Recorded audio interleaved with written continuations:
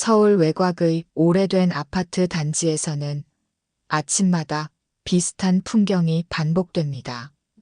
정숙은 언제나처럼 새벽 5시 반에 눈을 떴습니다. 옆에서 잠든 남편, 재규의 숨소리가 규칙적으로 들려오죠. 35년째 변하지 않는 아침 풍경이었습니다. 슬리퍼를 신고 부엌으로 향하는 발걸음도 익숙했습니다. 냉장고 문을 열어 계란 3개를 꺼내고 김치 냉장고에서 어제 담가둔 된장찌개용 물을 꺼냈습니다. 재규는 아침마다 계란 후라이 2개와 김 1장, 된장찌개 1그릇을 먹었거든요. 35년 동안 한 번도 바뀌지 않은 메뉴였습니다. 여보, 일어나세요. 식탁을 차린 후 침실로 들어가 재규를 깨웠습니다. 재규는 평소보다 늦게 일어났죠.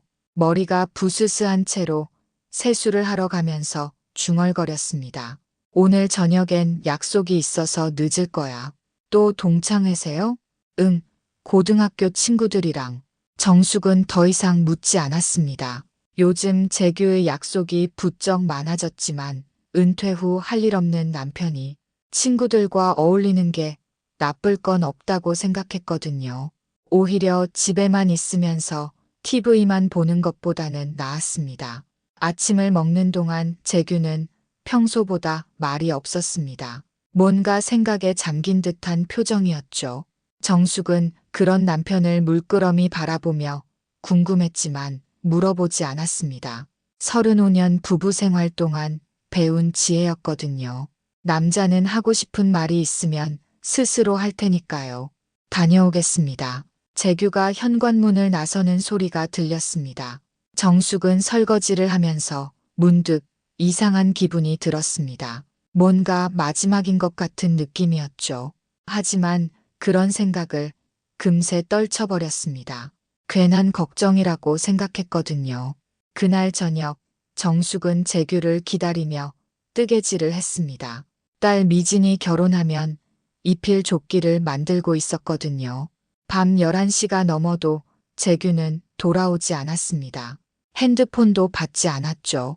새벽 2시 전화벨이 울렸습니다. 정숙 씨 맞으시죠? 남편분이 쓰러지셔서 병원으로 달려갔지만 재규는 이미 차가워져 있었습니다. 심근경색이었죠. 의사는 고개를 저으며 말했습니다. 미안합니다. 너무 늦었어요. 정숙은 남편의 얼굴을 바라보며 눈물도 나오지 않았습니다. 너무 갑작스러운 일이라 실감이 나지 않았거든요. 그저 멍하니 서 있을 뿐이었습니다.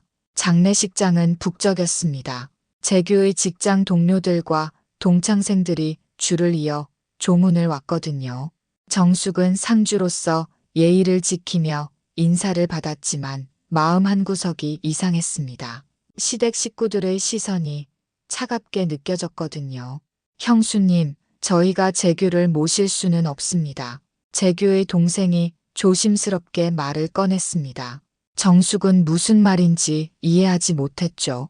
무슨 말씀이세요? 저희 집안 윗자리에는 형님을 모시기가 어렵습니다. 제가 누구였기에 이럴 자격도 없단 말입니까? 정숙의 목소리가 떨렸습니다. 35년을 함께 산 남편을 제대로 묻어주지도 못한다니요. 시댁 식구들은 고개를 돌렸습니다. 뭔가 숨기는 게 있다는 직감이 들었죠. 장례를 치른 지 일주일 후 정숙은 보험회사에서 온 편지를 받았습니다. 재규가 가입한 생명보험금 수령에 관한 안내였거든요. 그런데 편지를 읽는 순간 정숙은 의자에 주저앉았습니다. 수령인이 자신이 아니었거든요. 이서영, 누구지? 처음 듣는 이름이었습니다. 정숙은 떨리는 손으로 보험회사에 전화를 걸었죠. 죄송합니다만 피보험자께서 직접 지정하신 수령인입니다. 언제 바뀐 건가요? 10년 전쯤으로 기록되어 있습니다. 10년 전, 정숙은 머릿속이 하얘졌습니다. 그때 재규가 갑자기 야근이 많아졌던 게 기억났거든요. 새로운 프로젝트 때문이라고 했었는데요. 딸 미진이 달려왔습니다. 엄마의 전화를 받고 급히 온 거였죠. 엄마, 이게 무슨 일이야? 아버지가 이중 생활을 한 것 같아.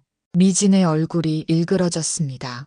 아버지를 존경해왔던 딸에게는 충격적인 소식이었거든요. 소송해야 해, 엄마. 이런 건 법적으로 무효야. 미진아. 아니야. 가만히 있을 수 없어. 아버지가 살아계실 때는 몰랐지만 죽고 나서 이런 식으로 배신할 줄은 몰랐어. 정숙은 딸의 분노를 보며 더욱 마음이 아팠습니다.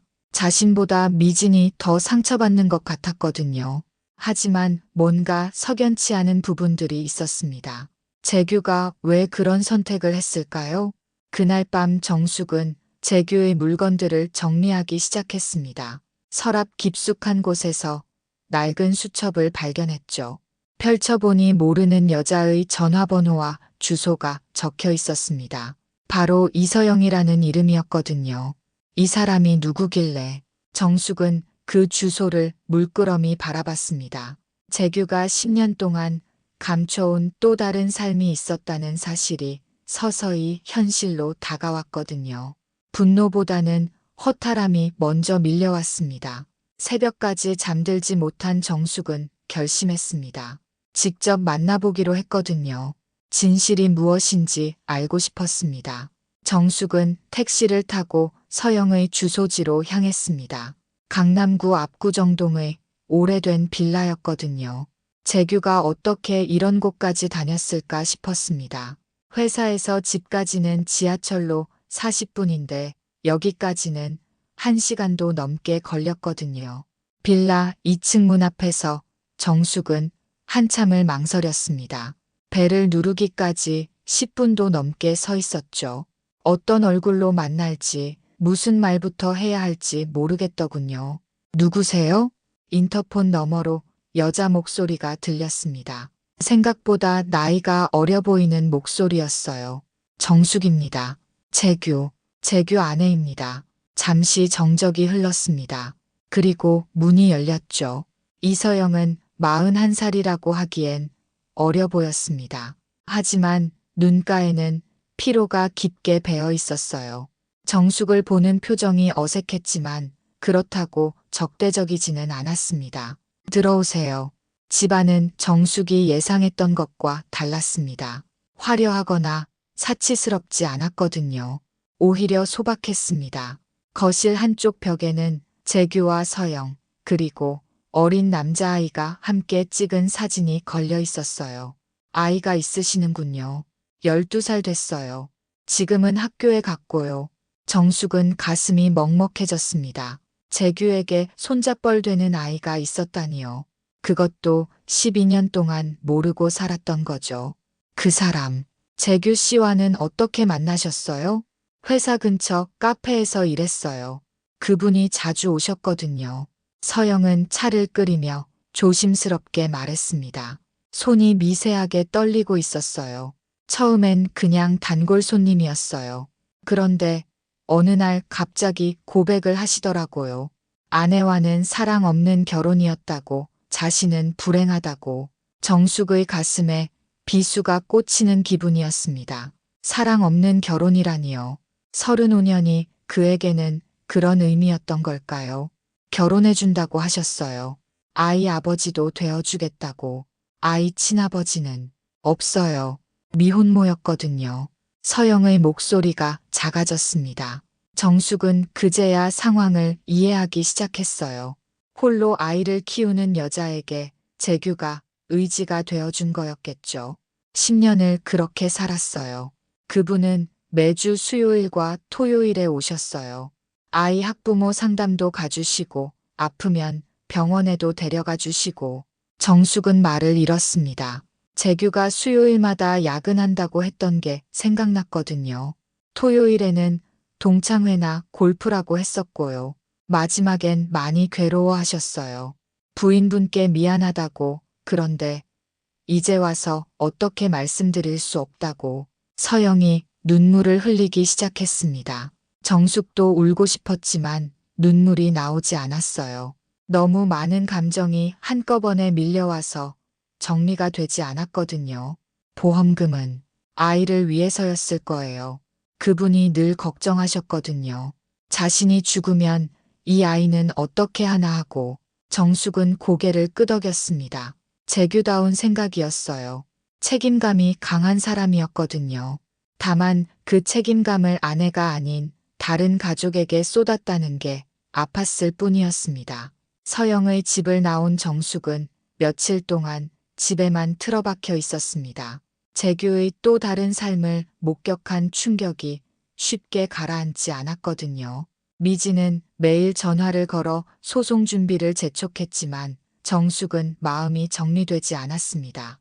일주일 후 정숙은 재규가 자주 다녔던 동네 고물상을 찾아갔습니다. 재규가 살아있을 때 가끔 언급했던 김씨 할아버지가 있는 곳이었어요. 낡은 가전제품들과 고철들이 쌓여있는 좁은 가게였죠. 재규 씨 부인이세요? 이른이 넘어 보이는 할아버지가 정숙을 알아봤습니다. 재규가 아내 이야기를 종종 했나 봤어요. 그 친구 참 안 됐어요. 갑자기 세상을 떠나다니. 할아버지, 혹시 저희 남편이 어떤 사람이었는지 말씀해 주실 수 있나요? 김씨 할아버지는 녹슨 의자를 정숙에게 권했습니다. 그리고 찻잔에 보리차를 따라주며 입을 열었어요. 재규 씨는 참 복잡한 사람이었어요. 여기 올 때마다 한숨을 푹푹 쉬더군요. 한숨을요? 자기가 두 집 살림을 하고 있다고 하더라고요. 죄책감에 시달린다면서. 정숙의 가슴이 덜컥 내려앉았습니다. 재규가 다른 사람에게 자신의 이야기를 털어놨다니요. 부인 얘기만 나오면 눈을 피하더군요. 자기 자신이 너무 작아져서 도망쳤다고 하면서. 도망쳤다고요? 그 친구 말로는 부인이 너무 곧고 강해서 자기가 초라해진다고 하더군요. 그래서 자꾸 바깥으로 나돌게 됐다고. 김씨 할아버지의 말에 정숙은 혼란스러웠습니다. 자신이 너무 강해서 남편을 바깥으로 내몰았다는 게 사실일까요? 하지만 말이죠. 그 친구가 진짜 사랑한 건 부인이었어요. 무슨 말씀이세요? 여기서 부인 흉을 본 적이 한 번도 없어요. 오히려 자랑만 했죠. 살림 잘한다. 아이 잘 캤다. 뭐든지 혼자서 다 해낸다고. 정숙은 어리둥절했습니다. 그렇다면 재규는 왜 다른 여자와 10년을 살았던 걸까요? 자존심 때문이었을 거예요. 남자라는 게 참 이상해서 사랑하는 사람 앞에서 작아지는 걸 견디지 못하거든요. 할아버지는 담배를 한 모금 빨고 연기를 내뿜었습니다. 그 친구가 마지막에 한 말이 기억나요. 자기가 죽으면 부인한테 미안하다고 전해달라더군요. 그리고 자기 마지막은 정숙 씨의 남편으로 기억되고 싶다고. 정숙의 눈가가 뜨거워졌습니다. 재규가 마지막까지 자신을 생각했다는 말에 가슴이 아팠거든요. 부인도 그 친구를 이해 못하신 거 아니에요? 서로 사랑했지만 표현을 못한 거죠. 할아버지의 말이 전곡을 찔렀습니다. 정숙은 정말로 재규를 이해했을까요? 아니면 그냥 습관적으로 함께 살았던 걸까요? 고물상을 나오는 길에 정숙은 자신을 돌아봤습니다. 35년 동안 재규에게 아내였지만 진짜 그를 사랑했던 건지 확신이 서지 않았어요. 어쩌면 서로 가면을 쓰고 살았던 게 아닐까 싶었습니다. 집으로 돌아온 정숙은 미진이 거실 소파에 앉아 기다리고 있는 걸 발견했습니다. 딸의 얼굴이 어둡게 가라앉아 있었어요. 며칠 전부터 계속 연락이 안 되자 걱정이 되어온 모양이었습니다. 엄마, 어디 갔다 온 거야? 그냥 아버지 친구 만나고 왔어. 미지는 엄마의 얼굴을 유심히 살펴봤습니다. 뭔가 달라진 게 느껴졌거든요. 소송 준비는 어떻게 할 거야? 변호사랑 상담 약속 잡았어. 미진아, 엄마, 이런 걸 그냥 넘어가면 안 돼. 아버지가 배신한 건 맞잖아. 정숙은 소파에 주저앉으며 깊은 한숨을 쉬었습니다. 딸에게 어떻게 설명해야 할지 막막했어요. 그 여자를 만나봤어. 미진의 표정이 굳어졌습니다. 엄마가 왜 그런 사람을? 아이가 있더라. 12살 된. 그게 우리랑 무슨 상관이야? 미진의 목소리가 날카로워졌습니다. 아버지의 배신에 대한 분노가 그대로 드러났어요. 아버지가 그 아이한테는 진짜 아버지였을 거야. 10년 동안. 엄마, 지금 그 사람들 편 드는 거야? 편을 드는 게 아니라 이해하려는 거지. 미지는 벌떡 일어났습니다.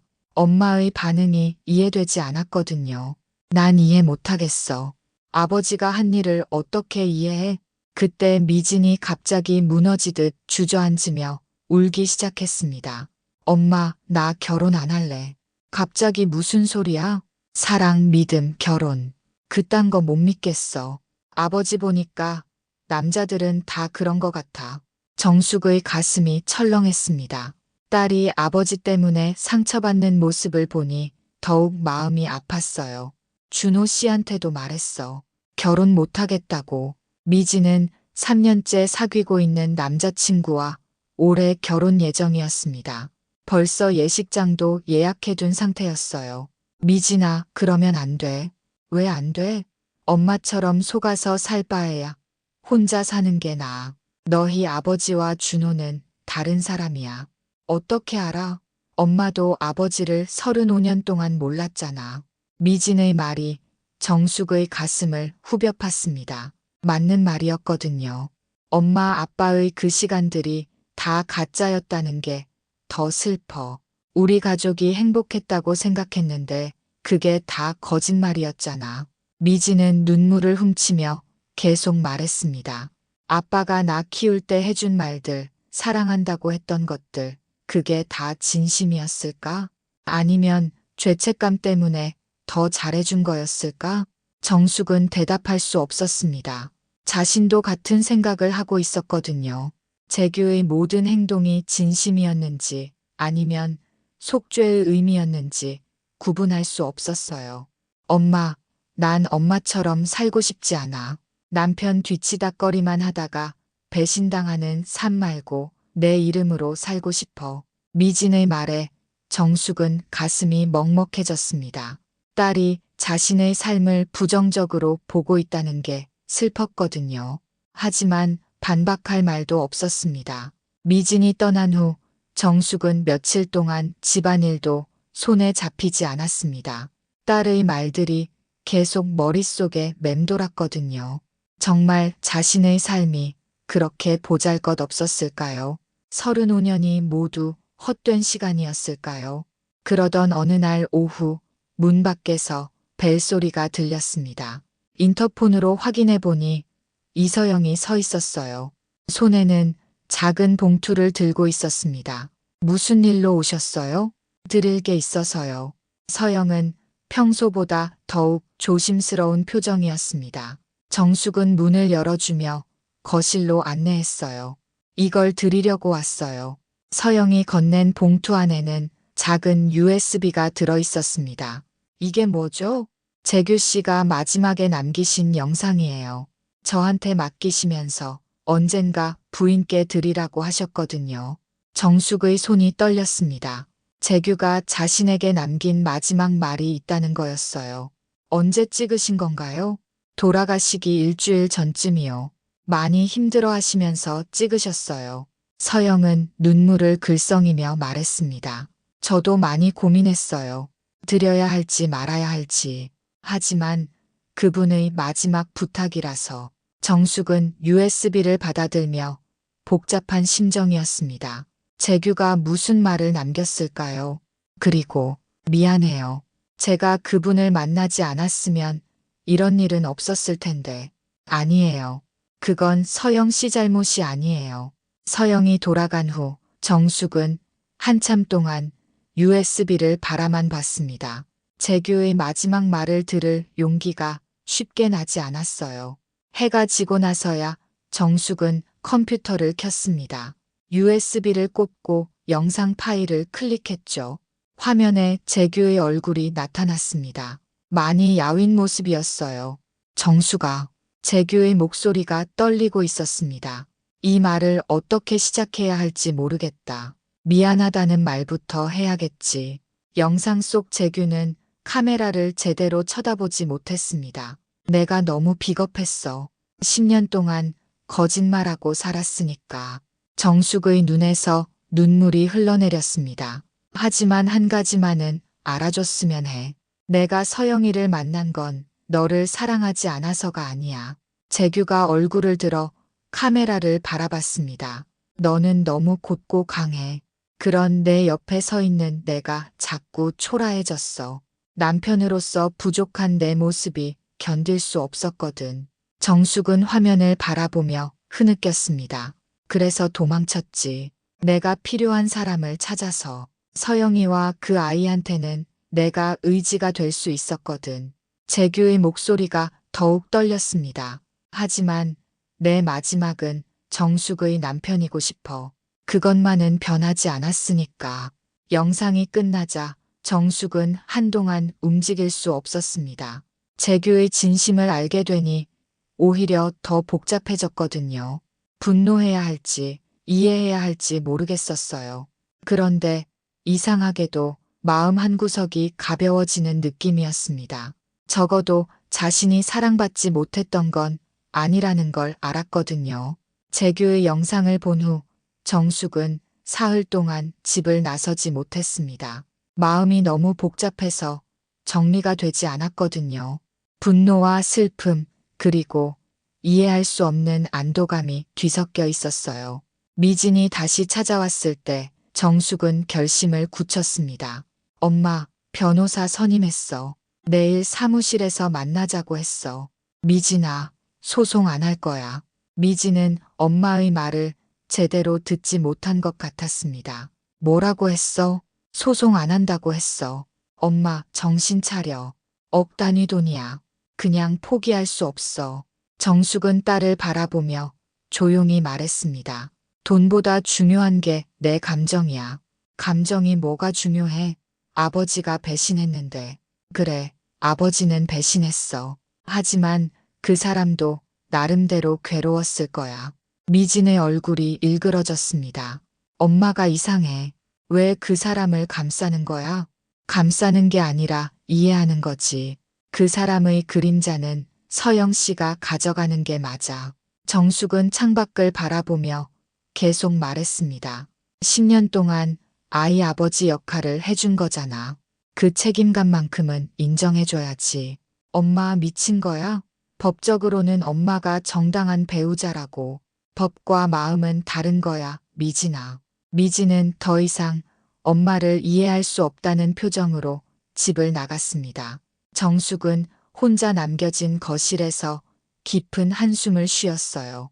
그날 오후 정숙은 부동산 중개소를 찾아갔습니다. 남편을 묻을 땅을 사기 위해서였어요. 시댁에서 거부했으니 자신이 직접 해결해야 했거든요. 어디쯤 생각하고 계세요? 너무 화려하지 않은 곳이요. 조용하고 소박한 곳으로. 중개업자는 서울 외곽의 작은 공원 묘지를 추천했습니다. 정숙은 그곳을 보러 갔어요.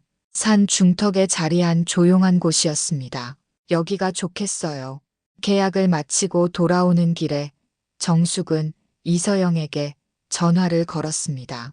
서영 씨, 잠깐 만날 수 있을까요? 네. 어디서 만날까요?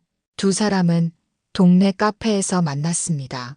서영은 여전히 조심스러운 표정이었어요. 보험금 소송 안 할 거예요. 서영의 눈이 커졌습니다. 왜요? 법적으로는 부인께서. 그 돈은 아이를 위한 거잖아요. 재규가 마지막까지 책임지려고 한 거고. 정숙은 따뜻한 차를 한 모금 마시며 말했습니다. 대신 부탁이 하나 있어요. 말씀하세요. 그 아이한테 아버지 이야기 해주세요. 나쁜 사람이 아니었다고, 책임감 강한 사람이었다고. 서영의 눈에서 눈물이 흘렀습니다. 그리고 이것도 드릴게요. 정숙이 작은 봉투를 내밀었습니다. 재규가 평소 끼고 다니던 결혼 반지였어요. 이건 받을 수 없어요. 아이가 커서 아버지가 궁금해하면 보여주세요. 이게 그 사람의 마지막 흔적이니까. 일주일 후 정숙은 재규의 장례를 치렀습니다. 작은 봉분 앞에서 혼자 절을 올렸어요. 이제야 그 사람을 보내는구나. 바람이 불어와 정숙의 머리카락을 흩어뜨렸습니다. 마음이 이상하게 가벼워졌어요. 재규를 묻고 난 지 한 달이 지났습니다. 정숙은 서서히 일상을 되찾아가고 있었어요. 하지만 예전과는 뭔가 달랐습니다. 더 이상 누군가의 아내로만 살지 않아도 된다는 생각이 들었거든요. 어느 날 정숙은 여행사를 찾아갔습니다. 혼자 떠나는 여행을 계획하기 위해서였어요. 재규가 살아있을 때는 한 번도 생각해보지 못했던 일이었습니다. 제주도 패키지 여행으로 부탁드려요. 몇 분이세요? 저 혼자요. 직원이 조금 놀란 표정을 지었지만 정숙은 개의치 않았습니다. 63세에 처음으로 혼자 떠나는 여행이었거든요. 집으로 돌아와서 여행 가방을 꺼내는데 미진이 찾아왔습니다. 한 달 만이었어요. 엄마, 여행 가요? 응, 제주도에. 혼자요? 응. 미진은 엄마의 얼굴을 유심히 살펴봤습니다.